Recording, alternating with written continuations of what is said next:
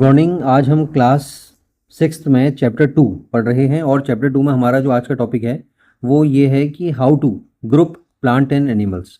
देखिए, आपने प्लांट और एनिमल के बारे में काफ़ी कुछ जाना है। आज हम ये देखेंगे कि हमें प्लांट और एनिमल्स को आखिर ग्रुप क्यों करना पड़ता है और अगर हम ग्रुपिंग करते हैं तो ग्रुपिंग करने के पीछे क्या कारण होता है। देखिए, सबसे पहले आपको ये पता होना चाहिए जो वर्ड ग्रुपिंग है, इस ग्रुपिंग का मतलब क्या है। अगर हम बात कर रहे हैं कि how to group plant and animals, it means that first you should understand the meaning of word grouping. अच्छा, ग्रुपिंग का मतलब क्या होता है? Systematic arrangement. ग्रुपिंग का मतलब होता है बच्चों सिस्टमेटिक अरेंजमेंट। सिस्टमेटिक अरेंजमेंट का मतलब क्या है कि जैसे मान लीजिए आपके पास 1 2 लिखा है, फिर हमने 5 लिखा, फिर 4, फिर 9, फिर 8, फिर 6, फिर 10 और फिर 3। इस तरीके से देखो, हमने ये जो नंबर्स लिखे हैं ना, ये सारे नंबर जो हैं, नंबर्स लिखे तो हैं लेकिन ये अनसिस्टमेटिक है। क्या है नंबर? अनसिस्टमेटिक। मतलब ये सही तरीके से नहीं लिखे गए हैं। अब हम इनको अगर सिस्टमेटिक तरीके से लिखेंगे तो हम इसको क्या लिखेंगे? 1 2 3, फिर हम लिखेंगे 4 5 6, फिर हम लिखेंगे 7 8 9 और फिर लिखेंगे हम 10। तो हमने क्या करा, ये सारे नंबर को जो अनसिस्टमेटिक थे इनको सिस्टमेटिक यानी कि सही तरीके से हमने लिख दिया। इसी तरीके से ग्रुपिंग का मतलब ये होता है कि सिस्टमेटिक अरेंजमेंट ऑफ व्हाट, किसका? प्लांट्स का और एनिमल्स का। आपके पास, आपके आसपास, आपके पास नहीं, आपके आसपास में जितने भी प्लांट्स हैं और जितने भी एनिमल्स हैं, अगर आप उनको सही तरीके से अरेंज करके पढ़ते हैं, सही तरीके से अरेंज करके उनको स्टडी करते हैं, तो इट मीन्स दैट आपने उनकी ग्रुपिंग कर दी है। ठीक है, this is the meaning of the word grouping. Grouping का मतलब है systematic arrangement of plant and animals. अब देखिए, दूसरा क्वेश्चन हमारे मन में ये उठना चाहिए कि बेसिस ऑफ ग्रुपिंग। ठीक है, बेसिस मतलब अगर हम ग्रुपिंग कर रहे हैं, चलो हम ग्रुपिंग कर रहे हैं प्लांट्स की या हम ग्रुपिंग कर रहे हैं एनिमल्स की, तो हमारे पास क्या बेस होना चाहिए? बेस का मतलब होता है बच्चों आधार। मतलब किस पॉइंट के बेस पे हम ग्रुपिंग कर रहे हैं। ठीक है, हम किस बेस पे यानी कि किस आधार पे हमें ग्रुपिंग करनी चाहिए। ठीक है, जैसे एग्जांपल मैं आपको बताता हूँ कि जैसे आपके पास 2 चॉकलेट हैं। ठीक है, 2 चॉकलेट हैं। आप कहेंगे कि एक चॉकलेट ज़्यादा मीठी है, ठीक है, और आप कहेंगे दूसरी चॉकलेट थोड़ा लेस स्वीट है, ठीक है, कम मीठी है। तो आपने क्या करा, इनका बेस क्या था? आपने 2 चॉकलेट के बीच में जो डिफरेंशिएट किया, ठीक है, जो अंतर बताया दोनों चॉकलेट के बीच में, इनका बेस क्या था, आधार क्या था? वो था स्वीटनेस। ठीक है, स्वीटनेस के आधार पर आपने 2 चॉकलेट के बीच में डिफरेंशिएट किया। लेकिन जब आप ग्रुपिंग करते हैं तो ग्रुपिंग का बेस क्या होना चाहिए? किस बेस पे हम ग्रुपिंग करते हैं? बच्चों, अगर हम प्लांट्स की ग्रुपिंग करें या हम एनिमल्स की ग्रुपिंग करें, तो हम 2 चीज़ों के आधार पे, 2 बेसिस पे हम ग्रुपिंग करते हैं। पहला होता है सिमिलैरिटीज। सिमिलैरिटीज का मतलब होता है बच्चों समानता। सिमिलैरिटीज का मतलब होता है समानता। जैसे एक प्लांट है, दूसरा प्लांट है, इन दोनों के बीच में क्या सेम है, क्या सिमिलैरिटी है, दोनों के बीच में क्या सिमिलैरिटी है, हम इस बेस पे ग्रुपिंग करेंगे। या 2 प्लांट्स हैं, इन दोनों के बीच में, इसमें और इसमें क्या डिफरेंस है, क्या अंतर है, उस बेस पे हम क्या करेंगे? ग्रुपिंग करेंगे। तो आपने देखा कि what is the basis of grouping. Basis of grouping means similarity and differences between, चाहे वो हम प्लांट्स की ग्रुपिंग करें या हम एनिमल्स की ग्रुपिंग करें। तो अभी तक आपको ये समझ में आ गया कि व्हाट इज ग्रुपिंग, और आप दूसरा क्वेश्चन ये समझ चुके हैं what is the basis of grouping. ठीक है, basis of grouping is what? Similarity and differences between animals and plants. चलो अब हम थोड़ा सा समझते हैं ग्रुपिंग को कि प्लांट्स में जब हम ग्रुपिंग करते हैं तो किस तरीके से ग्रुपिंग होती है। देखो बच्चों, अगर हम प्लांट्स में ग्रुपिंग कर रहे हैं, ठीक है, अगर हमने प्लांट्स में ग्रुपिंग करी, हमने प्लांट्स को सिस्टमेटिक तरीके से लगाया, तो हम किस किस बेस पे ग्रुप कर सकते हैं। देखो, पहला तो हम ये देख सकते हैं कि जो प्लांट्स जिनको हम ग्रुप कर रहे हैं, मान लो हमारे पास 5 प्लांट हैं, 5 प्लांट हमारे पास हैं, हम उनकी हाइट के आधार पर कि कौन सा प्लांट बहुत छोटा है, कौन सा प्लांट एवरेज हाइट का है और कौन सा प्लांट बहुत बड़ी हाइट का है, इस आधार पर हम 5 प्लांट को सिस्टमेटिक तरीके से ग्रुप कर सकते हैं। ठीक है, या दूसरा हमारा बेस क्या है, अगर हम प्लांट्स में ग्रुपिंग करते हैं तो ये हो सकता है कि इस प्लांट में फ्लावर है या नहीं, यानी कि इस प्लांट में फ्लावर प्रेजेंट हैं या नहीं। देखो, आपने ऐसे अपने आसपास में ऐसे बहुत सारे प्लांट देखे होंगे कि जिनमें फ्लावर होते हैं और बहुत सारे ऐसे प्लांट भी देखे होंगे जिनमें फ्लावर नहीं होते हैं। तो on the basis of presence और absence of flowers we differentiate plants. बात समझ में आ गई?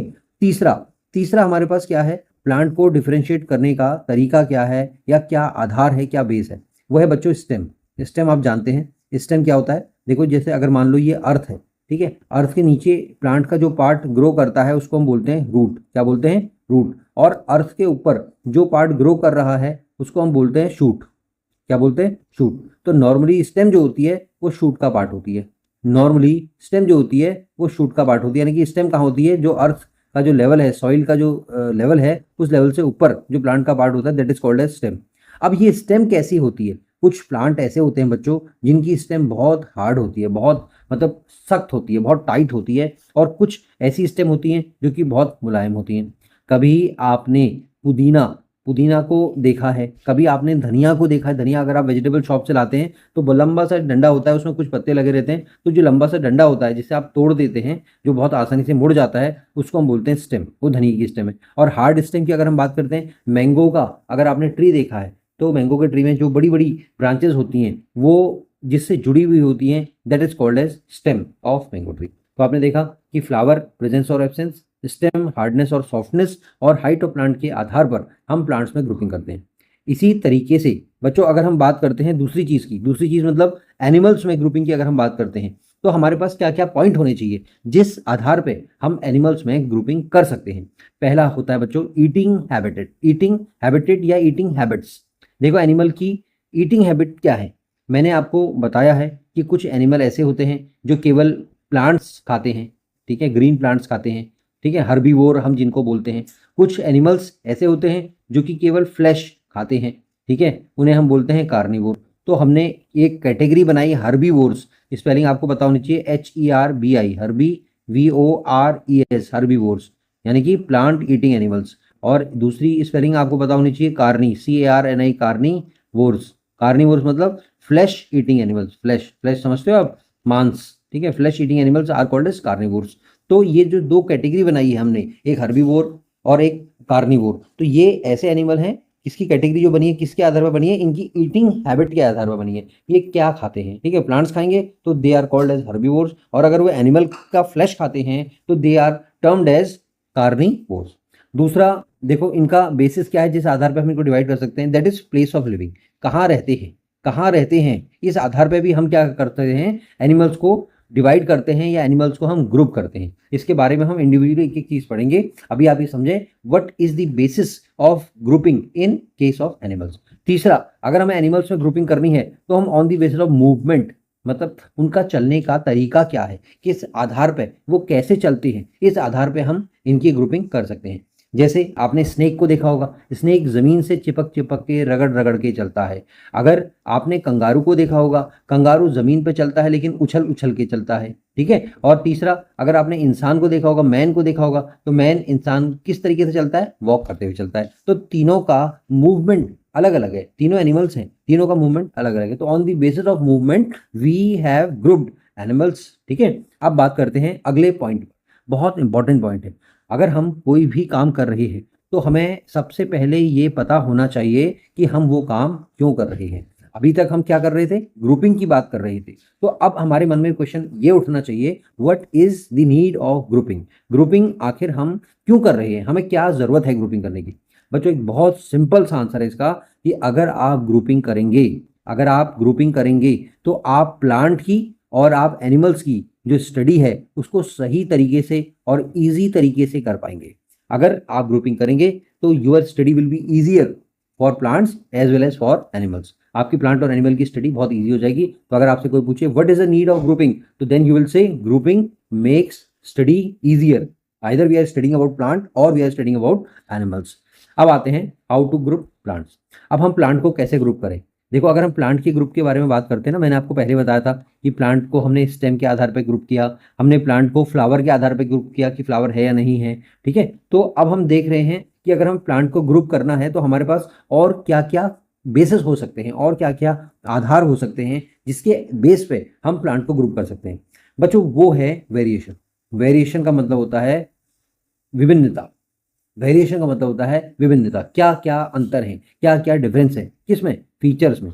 Variation in features, features of what. अगर आप स्टेम को देख रहे हैं, स्टेम में क्या क्या वेरिएशन आपको देखने को मिलते हैं, एक प्लांट में, दूसरे में, तीसरे में, या 3 प्लांट को आपने स्टडी करा, तीनों प्लांट की लीव्स में क्या क्या वेरिएशन डिफरेंसेस आपको अलग अलग देखने को मिल रहे हैं, ठीक है। और तीसरा क्या है, फ्लावर। फ्लावर को अगर आप स्टडी कर, 3 प्लांट को आप स्टडी करें, तीनों को फ्लावर को स्टडी करें, तो आप देखेंगे तीनों प्लांट के फ्लावर में आपको क्या क्या वेरिएशन देखने को मिल रहे हैं। तो on the basis of stem, ठीक है, on the basis of leave and on the basis of stem flower, ठीक है, आपने क्या करा है कि वेरिएशन को स्टडी करा है। अब स्टेम कैसी हो सकती है बच्चों? स्टेम बहुत थिक हो सकती है, मोटी हो सकती है, ठीक है, थिन हो सकती है, ठीक है। स्टेम हाइट, स्टेम बहुत ऊंची हो सकती है, स्टेम थोड़ी ऊंची नहीं हो सकती है, मीडियम साइज की हो सकती है, और स्टेम बहुत छोटी हो सकती है, ठीक है। स्टेम बहुत हार्ड हो सकती है और स्टेम बहुत सॉफ्ट हो सकती है। तो यानी कि थिकनेस के आधार पर और हाइट छोटा मतलब स्मॉल, मीडियम और लार्ज के आधार पे, और हार्डनेस मतलब बहुत ज़्यादा हार्ड या बहुत ज़्यादा सॉफ्ट के आधार पे स्टेम को हम अलग अलग तरीके की स्टेम पढ़ते हैं, और उसी आधार पे हम प्लांट्स को अलग अलग तरीके की कैटेगरी में रख देते हैं। इसी तरीके से लीव्स की बात करें, लीव्स का शेप, अलग अलग शेप की लीव होती है बच्चों, ठीक है, देखा होगा आपने। कलर, लीव के कलर अलग अलग होते हैं। कोई फ्लावर अपने आसपास देखें, इमेजिन करें उसकी लीव कैसी थी, दूसरा प्लांट सोचें उसकी लीव का कलर क्या था। या साइज, कोई लीव बहुत छोटी होती है और कुछ लीव्स बहुत बड़ी होती हैं। और लीव्स का अरेंजमेंट, लीव्स का अरेंजमेंट का मतलब क्या है बच्चों? ये हम एक एक पॉइंट को पढ़ेंगे, आप बिल्कुल निश्चिंत रहिए, एक एक चीज़ हम समझाएंगे, ठीक है। तो अभी आप ये देखें कि किस आधार पे हम लीव्स का वेरिएशन स्टडी करते हुए हम प्लांट्स को कैटेगराइज कर रहे हैं। और लीव का अरेंजमेंट क्या होता है? देखो हमारा जो प्लांट है ना, इस प्लांट में किस तरीके से लीव लगी हुई है, ठीक है, that is called as arrangement of leaves. कैसे लीव लगी है? ऐसी लीव लगी है, अलग अलग निकल रही है, या एक जगह से बहुत सारी लीव आपकी लगी है, ठीक है। तो आपने क्या देखना है कि लीव का शेप क्या है, कलर क्या है, साइज क्या है, और लीव किस तरीके से प्लांट में लगी है, that is called as arrangement of leaves. समझना आप एक एक पॉइंट को। तीसरा, अगर हम स्टेम के आधार पर बात करें, हम कहेंगे कि भैया कैसी स्टेम है। स्टेम के आधार पर बात करेंगे तो हम कहेंगे प्लांट कैसा है, हर्ब है क्या? हर्ब मतलब बहुत छोटा प्लांट। हर्ब मतलब क्या होता है? बहुत छोटा प्लांट। और श्रब, श्रब का मतलब क्या होता है? जो हर्ब से थोड़ा बड़ा हो, उसको हम क्या बोलते हैं? श्रब बोलते हैं, ठीक है। और जो सबसे बड़ा प्लांट होता है उसको हम क्या बोलते हैं? ट्री। देखो हैं तो तीनों प्लांट, ये भी प्लांट है, ये भी प्लांट है, ये भी प्लांट है। ये वेरी स्मॉल हाइट, ठीक है, मीडियम हाइट और ग्रेट हाइट, बहुत बड़ी हाइट का। तो इसको हम क्या बोल रहे हैं? Categorization variation. अब अगर आप तीन प्लांट को हम कंपेयर करते हैं, देखो बच्चों, एक तो है मैंगो, ठीक है, और दूसरा प्लांट है आपके पास रोज, और तीसरा है टोमेटो। अगर आप इनको कंपेयर करते हैं तो आपको पता होना चाहिए, ये आपकी एनसीईआरटी में दिया हुआ है। इसी तरीके से मैं आपको समझा रहा हूँ। देखो मैंगो का जो स्टेम होता है वो क्या होता है? मैंगो एक प्लांट जो है ना, एक टॉल प्लांट है। मैंगो बहुत बड़ा पेड़ होता है, आपने देखा होगा। रोज क्या होता है? मीडियम हाइट का होता है, बहुत ज़्यादा ऊंचा नहीं होता। और अगर टोमेटो की बात करें तो टोमेटो क्या है? एक शॉर्ट है, बहुत छोटा सा प्लांट होता है। आप जमीन में देखते हैं कि कितना हाइट से, मतलब जमीन के लेवल से कितना ऊपर उठा हुआ होता है। लेकिन अगर आप इनकी स्टेम को देखेंगे तो मैंगो की स्टेम जो होती है उसका कलर ब्राउन होता है। लाइकवाइज रोज की स्टेम का कलर भी ब्राउन होता है। लेकिन टोमेटो की स्टेम को अगर आप एनालाइज करेंगे, ध्यान से देखेंगे, तो उसका कलर क्या होता है? ग्रीन होता है। इसी तरीके से मैंगो की जो स्टेम होती है वो बहुत हार्ड होती है। अगर आप मैंगो का ट्री में जाएंगे और वहाँ पर स्टेम को पकड़ेंगे तो आप देखेंगे कितनी हार्ड है, टाइट स्टेम है। लेकिन रोज की स्टेम को भी अगर आप देखेंगे, वो टाइट होती है, लेकिन मैंगो जितनी टाइट नहीं होती है, ठीक है, टाइट होती है लेकिन मैंगो जितनी टाइट नहीं होती है। लेकिन अगर आप इसी को कंपेयर करेंगे किसके साथ? टोमेटो के साथ, तो टोमेटो की स्टेम तो बहुत सॉफ्ट होती है, मतलब आपने हाथ से मोड़ा नहीं और टूट गई, ठीक है। लेकिन आप मैंगो और रोज की स्टेम को एक साथ नहीं तोड़ सकते। अब बात आती है मैंगो की स्टेम का जो साइज है, बहुत ज़्यादा थिक है। थिक मतलब बहुत मोटी है, ठीक है, बहुत ज़्यादा क्या है? मोटी है बहुत। आपने देखा होगा मैंगो का ट्री बहुत मोटा मोटा सा होता है। लेकिन अगर रोज और टोमेटो को देखोगे तो ये क्या होती है? थिन होती है, बहुत पतली सी स्टेम होती है। बात समझ में आ गई? अब सबसे इंपॉर्टेंट, मैंगो का जो प्लांट है उसको हम क्या बोलेंगे? ट्री बोलते हैं, बहुत बड़ा होता है इसलिए। और रोज का जो प्लांट है वो मीडियम हाइट का होता है, उसको हम क्या बोलते हैं? श्रब बोल देते हैं, ठीक है। और टोमेटो का जो प्लांट होता है वो बहुत छोटा होता है हाइट में, that's why we term as herb. तो आपको पता चल गया, हर्ब, श्रब और ट्री, ये तीनों चीज़ आप पढ़ चुके हैं, ठीक है। अच्छा, एक पॉइंट मैं आपको और बताना चाहता हूँ, अपने माइंड में याद रख लीजिएगा। मैंगो की स्टेम जो होती है ना बच्चों, मैंगो की स्टेम ये higher above the ground. Higher above the ground का मतलब जैसे ये ग्राउंड है, ये ग्राउंड है, अबव द ग्राउंड ये है हायर अबव द ग्राउंड। और रोज और टोमेटो की जो स्टेम होगी, रोज और टोमेटो की जो स्टेम होगी, ये जो ग्राउंड है इसके क्लोज में होगी, मतलब क्लोज टू ग्राउंड, ठीक है। अगर आपसे कोई पूछे रोज और टोमेटो की स्टेम का कहाँ पे हमें देखने को मिलती है, आप कहेंगे ग्राउंड के बिल्कुल पास में लगी रहती हैं, ग्राउंड से मिलती भी लगी रहती हैं। और अगर मैंगो की पूछें, आप कहेंगे भैया बहुत हाई स्टेम होती है इसकी। बात समझ आ गई? तो देखो, आपने इस क्लास में जितना भी कुछ पढ़ा है ना, ये आपको कुछ ना कुछ नॉलेज जरूर देगा। अगर आपको क्लास अच्छा लगा है तो लाइक करें, और अपने दोस्तों को जिनको वास्तविकता में पढ़ाई की आवश्यकता है उनको शेयर करें, ठीक है। और सब्सक्राइब नहीं किया है तो सब्सक्राइब जरूर कर लीजिएगा। अगला वीडियो जो आएगा उसमें हम हर्ब, शर्ब, ट्री और क्लाइंबर और क्रीपर के बारे में पढ़ेंगे। तब तक मिलते हैं नेक्स्ट क्लास में। Thank you.